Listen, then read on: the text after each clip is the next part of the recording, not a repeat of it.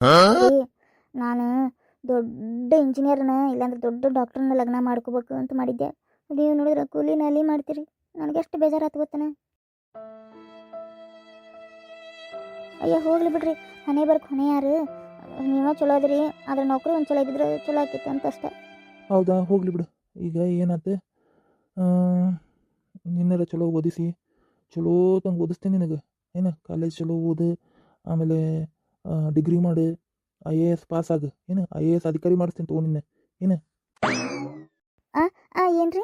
ಅದು ನಾ ಓದಿಸ್ತೇನೆ ತಗೋ ನಿನಗೆ, IAS ಅಧಿಕಾರಿ ಮಾಡಿಸ್ತೀನಿ ನಿನ್ನೆ, ಚಿಂತೆ ಮಾಡಿಬಿಡ. ಏನು ನಿನ್ನ ಆಸೆಗೆಲ್ಲ ನಾನು ಮೆಟ್ಲಕ್ಕೀನಿ. ಹಾಂ, ಅಂದಂಗೆ SSLC ಪರ್ಸೆಂಟೇಜ್ ಎಷ್ಟು ಮಾಡಿ ನೀನು? ನಾನು ಅದು SSLC ನಾನು ಫೇಲ್ ಆಗೇನ್ರಿ. ಅಯ್ಯ ನೀನು ಮತ್ತು SSLC ಫೇಲ್ ಆಗಿ ನಿನಗೆ ಡಾಕ್ಟ್ರು ಇಂಜಿನಿಯರ್ ಬೇಕಾಗಿತ್ತಾ ನಿನಗೆ? ನಡಿ ನಡಿ ನನ್ನ ಜೊತೆ ಕೂಲಿನಲ್ಲಿ ಮಾಡಿ ನಡಿ.